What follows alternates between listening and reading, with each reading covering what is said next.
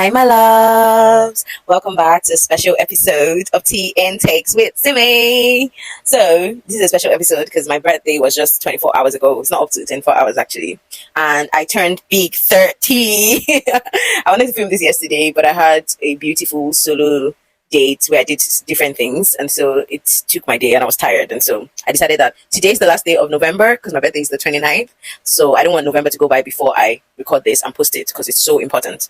So I decided that I should put together 30 things that I think I have learned over my 30 young years. And I'm just going to jump right into it. Number one, I wrote this down. So one, don't overreact when offended so that the focus is not moved from you to the offender. And I have learned this a long time ago. And I am glad I learned it so young. I learned it when I was a teenager in uni.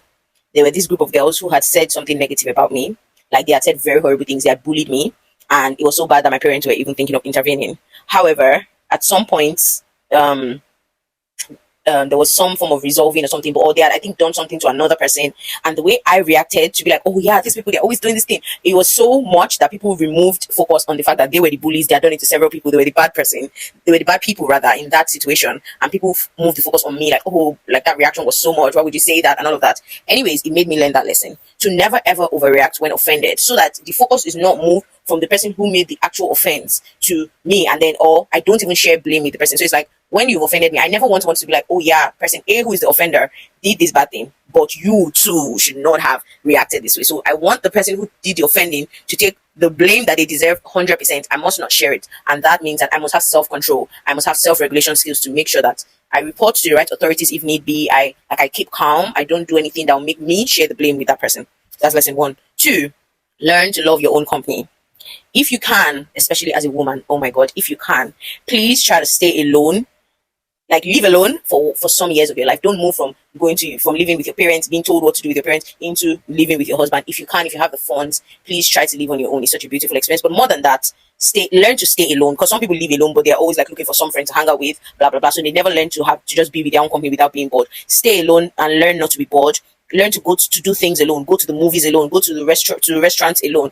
Do things alone because it just builds your self confidence. It makes you have there's a confidence that emanates from you even in relating with people, because you know that staying alone is even your preferred, like you love your company so much more than you love any other person's company. So there's just like a form of self-confidence that like brings, that just emanates from you into everything in life. So yeah, and no one can ever strip away that confidence because you know that you really don't need anybody, to be honest. Like, you understand, every other person is an add-on, is a nice to have, but it's not a need.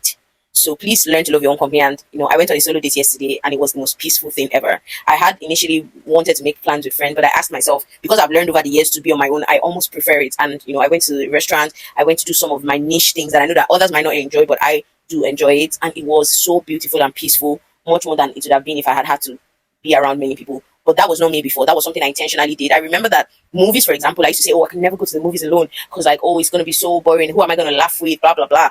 But I think I remember there was this movie that had come out and I really, really wanted to watch, but I kept asking all my friends, but for one reason or the other, they were not available. And that movie was the type of movie that I would like to watch in the cinema. It ended up leaving the cinema and I never watched it. Until today, I have never watched that movie. And so it became a lifelong lesson for me in regards to anything. I told myself, like, you keep your own company, you know how to stay alone and enjoy things alone. Why did you make movie a caveat? And so immediately after that experience, I made it a point of, like, I was intentional about going to the movies alone to see movies that I really liked. And then it got to a point where I started preferring it. If I really, really like a movie in a niche way, like yesterday I went to see Wicked 2. Like, I love seeing that Revo and musicals and things like that.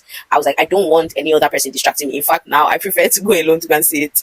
And yeah. Number 3, remember that people are always projecting. So don't internalize their comments. Most times people's comments are a reflection of themselves. It's about what they think about themselves. It's likely got nothing to do with you. So don't let people give you insecurities that are not your own. Maybe, for example, I'm dark skinned and I love being dark skinned. I think that like my melanin is so artsy. Like, but someone who might not like their own dark skin might say something negative to me about being dark skin. And the person might be like, oh, why don't you get this lightening product? And the person might keep making comments about that, like, oh, why don't you get this lightening product?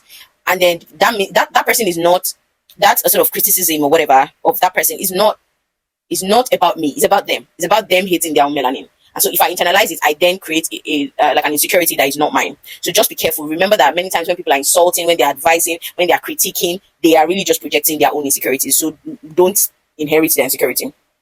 Number 4, there will be men older than you in your early 20s to your late teens, your 18, 19, even 17. you're in your early 20s, 20, 21, 22. There will be men older than you by 5 to 10 years who will come in your late teens, in your early 20s. No matter how quote unquote grown for your age and emotionally intelligent you think you are, your frontal lobe has not fully developed. Therefore, you're likely being groomed. Oh my god, I wish I could write this on like words in marble and paste it on every young girl's head. Truth is, I'm saying this as someone who has always been considered smart for our age. People when I was younger could never guess my age. They always thought I was already 30 when I was literally 17 or 16.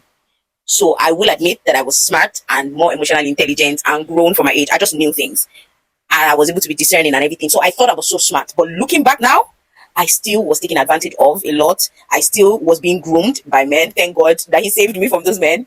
But the point is, when your frontal lobe has not connected, no matter how smart you are, there is something that getting older gives you, and that is why those type of men who are not necessarily good people, they target those women for a reason. I'm not saying that it doesn't happen once in a while where by chance a man, whatever, gets in love with a younger woman. It does happen by chance sometimes. But if a man targets, like that's the range, he's always going to the universities to try to get there's a reason he's not dating women of his age. It's because he knows that everybody's frontal lobe in that stage has connected, and they are not easily groomed. So just trust me when I tell you this, that there are things you do not know. And you're likely being groomed. Be careful about it. Be conscious. Number 5, no matter how friendly people at work are, never reveal all of yourself to them. People are judgmental and hypocritical. It just is what it is, even including me and you. And you can never tell the info about yourself that you give to them that will make them perceive you in a way that negatively impacts you and your work. This applies to things like even social media. Make your accounts private if need be. Don't allow people just be following you. Don't just be sharing anything. Keep some things to yourself. A lot of people are people live their personal lives in ways you do not know. And if you're living a life that's maybe more strict or disciplined or more this thing, people can easily feel envious of you. People can easily feel like your life is judging them, and then you don't realize you are just like, oh, why did this person suddenly start treating me negatively? Bro, it was literally because people are hypocritical and they're judgmental and they're like, oh, so this person thinks they're better than or whatever. So yeah, just be careful of that. Be diligent, work hard, pay attention to details, take initiative, don't wait to be spoon-fed on everything. That's number 6. I think that's self-explanatory. Number 7, love bombing also exists in friendships. But just as its intent in a romantic relationship is negative, it's the same with its intent in friendships. So be careful. Like, people love bomb. I know most people who already know what love bombing is, but it's like somebody intentionally, like, overly doing a lot of large things for you to create a fast bond so that they can then ill-treat you or manipulate you subsequently. That happens in friendships. So there are some people that they don't like you, but they want to be close to you. It's a weird thing in their brain. Or maybe they want to be close to you so that they can't harm you or lower your self-esteem because they don't like you. And so they will first love bomb you at the beginning just so that you feel comfortable with them, so that you trust them. And then when they start telling you the negative things aimed at reducing your self-esteem or robbing you of your person, it can't work easily. So be careful. Love bombing also exists in friendships, and it's not spoken about enough. So I decided to add it here.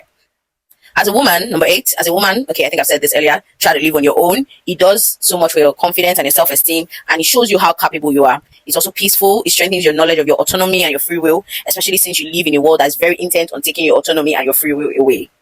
Okay, number 9, perception is everything. So be careful to ensure you protect people's perception of you, especially in the places you make money, so your work.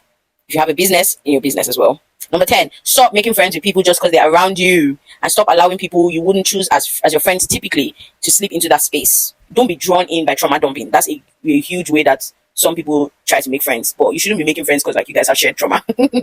Don't be drawn in by trauma dumping or people sharing intimate details of themselves. Be more careful and be observant of their values, and if it's okay to be in a community with them, without having friendships, because it's easier to not to become friends with someone than to break a friendship. So what I mean by this is, sometimes because someone wants to be your friend, they intentionally but maybe if you listen to my last episode, you'll see what I said about compatibility. Maybe they aren't actually compatible with you, but they just still want to be your friend. You have to be careful that they don't, because I think that sometimes when people want to, even I have had the experience where the person didn't actually like me, but they wanted to be close to me so that they could negatively impact me. A way they tried to do it was to trauma dump quickly, tell me heavy things about themselves, share a lot of intimate details with me very quickly, so that it created like an intimacy that was not real, so that I too would now divulge what they too could use as weapons to make their agenda work. Do you get? So yeah, be careful of that. Number 11, do the hard things. Do the hard things, because life rewards you if you do the hard things, and hard things are actually you never fully run away from them, so you might as well just do it in the time you need to get it done and not like pay for it later on. Number 12, chase money. I feel like this is not said enough. Please chase money. Passion will follow later. If you chase only passion, money may not follow, and you may likely lose passion from the frustration of it all. So please chase money. Number 13, learn early that most of the people whose opinions you care about will never, ever, ever add to your life. So stop caring about the opinions of anyone who is not putting money in your pocket. Number 14, don't be friends with insecure people. We all have insecurities here and there, definitely. But you will meet a certain type of person many times in your life. This person believes in making themselves small, no matter how brilliant, beautiful, or amazing they are. They don't believe anything good about themselves. They speak down on themselves a lot. Don't try to change their negative self-perception, because they will resent you for your own self-belief. Like the fact that you love yourself, they will resent you for it. And they will project their insecurities on you and will soon start criticizing you just as they do themselves. And before you know it, you too start having insecurities about things you never thought of as bad about you. Leave insecure people to sort themselves out with their therapist. I know that was a bit long-winded, but the long and short of it is, do not be friends with deeply insecure people. I get it, we all have a few insecurities here and there, but you see people who just like view themselves as bad and like everything about them is like very, very negative and they're very deeply insecure. Don't be friends with them, because the negative self-talk, like don't also try to rescue them like, oh, I see you are so beautiful, or I see you are so excellent, or so driven, or so hardworking. That yourself that is trying to motivate them or whatever, they will begin to resent you. And the way they speak to themselves in their head, they will start speaking to you in that same way. And that's how insecurities, you too will soon become an insecure person, because they will start projecting on you the same way they speak on themselves. And because they have no capacity to love themselves, who should you love the most in this life? If not you spend full time with yourself. If they cannot love themselves, trust me, they cannot love you. And that's just it. So like, it doesn't mean they are bad people. They just need to go sort that out with a therapist and then come back. And then you can be friends with them where you can tell that they are healed. So yeah. Number 15, be warm to people. I think that too many people think that being unfriendly, especially immediately when you first meet people, is like a thing to do. But no, be warm to people. You don't have to be people's best friends. Just smile, be friendly, comment when people look beautiful, when things they wear or own look beautiful. Just be that one person. It does make a difference. 16, don't let people put you on a pedestal where they look up to you. And if they do, make sure you try not to become their close friends. Because when someone has put you on a pedestal, they cannot humanize you. And when you fall short because you're a human being, or when you have moments of like when you to need to be humanized, you need to need advice, let me say, because when someone puts you on a pedestal, it's usually like, oh, please advise me, please help me. When you to need that same help and you expect reciprocation, they cannot give it to you, and in fact they begin to resent you for it. Also, it leads to relationships where people expect you to have a lot of sympathy for them, they expect you to advise them, but they actually feel weirded out and they be like indifferent when your own humanity shows and you try to lean on them. It basically just becomes parasitical too quickly. So try not to let anyone put you on a pedestal or look up to you. 17, learn from your lessons. Don't keep repeating the same cycle and mistake multiple times without sitting down to reevaluate. Why do I keep making the same mistake? And how do I identify early on what to do to make sure that you don't keep making the mistake? Number 18, very big. Please don't get pregnant out of wedlock. I beg you. Don't get pregnant, please. Children are huge. Don't get pregnant out of wedlock. Children are a huge responsibility that should not be taken with levity. Number 19, anyone who cheats on you hates you and is okay with risking your life. Treat them like the enemy that they are, and remember that STDs are no joke and they are not written on the forehead of the carriers. 20, learn to stop comparing and being jealous or envious as early as possible, or you will live a miserable life. Because haters are weirdos. People can tell that you're not genuinely happy for them. And you'll never be truly happy as a jealous person, because there will always be someone doing better than you in one area or another.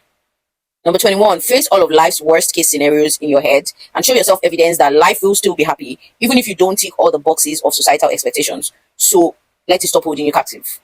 Face it in your head. What if I never become this person I want to become? What if I never do this thing? What if I never have this child? What if I never, like anything? What if I never travel the world? What if I never become a billionaire? Whatever is your dream or your hope, face like, okay, what if I never do it? And tell yourself like you will still be okay and life will still be worth living and your life would have still been meaningful. Number 22, always remember that everything is vanity. There is a lot of pain even in every big blessing. The richest person that you know, the richest people you know, they have jobs that stress them out. So your latest promotion, think about it. It was literally more stress. With the more money that you had, remember that you had more stress. So just realize that every new blessing, every new big thing that looks fabulous is still a lot of pain and stress, so that it demystifies it. If you have a new child, it's more responsibility. Children are very overstimulated. So even if the blessing of the child is there, the responsibility of the child also simultaneously exists. So those are just examples for you to realize. Don't sainticize any blessing. All blessings are huge responsibilities at the end of the day. So no one needs to be envied. Don't envy anyone. And yeah, just demystify blessings and new things. Let them come as they come. Accept them and be grateful and just keep it pushing. 23, try to finish well. with jobs, with relationships, with tasks. No matter how well you have done in the past, people usually only remember the end. Meaning, even when someone who was bad most of the time, even like I mean, with someone who was bad most of the time, if they finish well, they will be remembered well. That's just the way the human mind works. 24. Don't do trio or odd number friendship groups. Please don't. You either be left out or you'll be the one making someone else feel left out. Both options are bad. Just have friends with every individual separately as much as you can. 25. Be reciprocal in friendships and with any human interaction. Don't be a freaking leech. Don't be a leech who just takes and takes and takes and never gives back. No matter how broke you are, there's always something you can give. So try to give, be reciprocal. 26. Don't cast your pearls before swine. This means that anything that means a lot to you, it might be a natural talent you have, it might be actual material things. Don't give it to people who will not value it. An example for me is I give great advice. It's a gift I have and I've always had. And strangers and friends, family have always been blessed by that. However, I immediately stop giving you advice. Immediately I can see that you don't take it repeatedly, or you just like the attention and drama of always being, having issues, or you just like the attention of someone always listening to you or whatever. If I see that you just don't take the advice and your life is just a cycle of bad decisions, even if I have tried my best, I stop giving you advice. My sister always says this is number 27. She always used to say life lessons are never one and done. They basically come back again and again and again to test you to see if you have learned that lesson. So learn your lessons. Never let a scenario, a bad or a good one, pass by without you reflecting on the lesson to be learned from that scenario. Note to yourself how to ensure, for example, in bad situations, how to make sure that it never happens again. And yeah, just learn your lessons, man, because life is cyclical. 28. Learn early to stop venting when you experience negative situations. Learn emotional regulation, because venting does nothing to you. In fact, it re-traumatizes you. Do you know that? A lot of people don't know that venting is actually re-traumatizing your brain. Thing is, your nervous system and your brain cannot recognize the difference between you actually experiencing the negative situation and you venting about it. So whenever you vent, you're literally re-traumatizing yourself repeatedly. Like, where is the value in that? So try to give up venting early. I'm so glad I gave it up in my early 20s because I lived a peaceful life once I learned to stop. 29, second to last, don't make your life a soap opera. I don't know if it's because of like the rise of reality TV and just the way social media is, where everybody's trying to say some story about their life. But there is a rise in people subconsciously inviting drama into their lives so that their lives sort of mirror the lives of the people on social media or whatever. Please realize that your life should actually be peaceful. Your life should be free of drama. So use the free will that God has given you to ensure that you cut off people who bring drama into your life. Please, your life is not reality TV. It should not be dramatic. It's not a soap opera. So yeah, realize the part where you're subconsciously picking the things that bring in drama into your life and just like change it.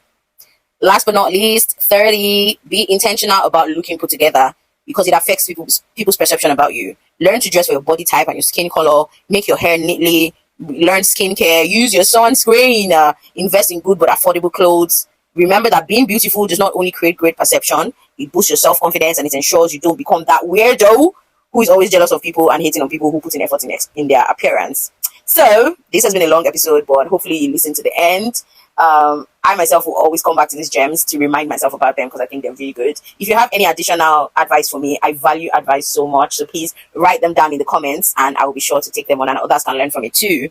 Thank you so much for your consistent love. Say a prayer for me that this decade, is better than ever and it exceeds my expectations. I love you all. Take care. Mwah, mwah, mwah.